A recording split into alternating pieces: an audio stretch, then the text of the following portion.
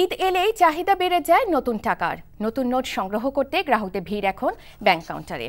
ফুটপাতের টাকার দোকানেও নতুন টাকা বিক্রির ধুম পড়েছে। এছাড়া ঈদের বন্ধের আগে প্রয়োজনীয় ব্যাংকিং লেনদেন সারতে গ্রাহকদের ভিড় বেড়েছে বাণিজ্যিক ব্যাংকগুলোতে। হাসানুল শাওনের রিপোর্ট। ফুটপাতের এ বাজারে টাকার বিনিময়ে টাকা বিক্রি হয়।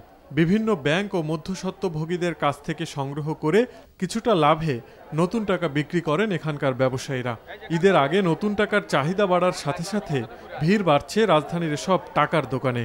জাকাত দেব বা ফেতরা দেবো, এই সমস্ত টাকা গেলে আমি সবসময় নতুন দিই। গ্রামের বাড়িতে যাবো, নতুন টাকা দিলে দোকানে বা ছেলে মেয়েদের দিলে ওরা খুব খুশি হবে, এই জন্য নিচ্ছে আর কি। সামনে যে কয়দিন আসছে মনে করেন এখন ভালোই সেল হবে। তবে বেশিরভাগ মানুষই নতুন টাকা সংগ্রহ করছেন ব্যাংক থেকে। গ্রাহকদের নতুন টাকা দিতে অনেক ব্যাংকে খোলা হয়েছে আলাদা বুথ, যাতে লাইনও বেশ লম্বা। এছাড়া ঈদের ছুটির আগে প্রয়োজনীয় লেনদেনের জন্য বাণিজ্যিক ব্যাংকগুলোতে ভিড় করছেন সাধারণ মানুষ। আমি আরও কয়েকটা ব্যাংকে গেছি, খুব পর্যাপ্ত পরিমাণ ভিড়, কারণ পাবলিকের মনে একটা সন্দেহ যে অনেকদিন বন্ধ থাকবে। ঈদকে সামনে রেখে প্রচুর ভিড় দেখা যাচ্ছে এবং ঘন্টার পর ঘন্টা লাইনে দাঁড়ায় থাকতে হচ্ছে।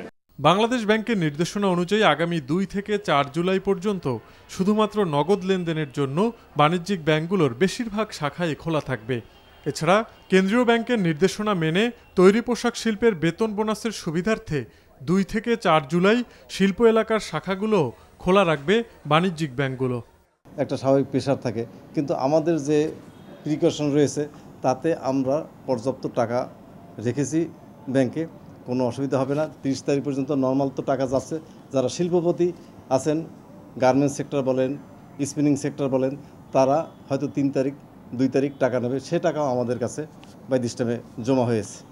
এছাড়া ঈদের ছুটির সময়ে ব্যাংকগুলোর এটিএম বুথে বেশি পরিমাণ টাকা রাখার নির্দেশনা দিয়েছে Bangladesh bank. Hasanul Shaon, NTV news, Dhaka.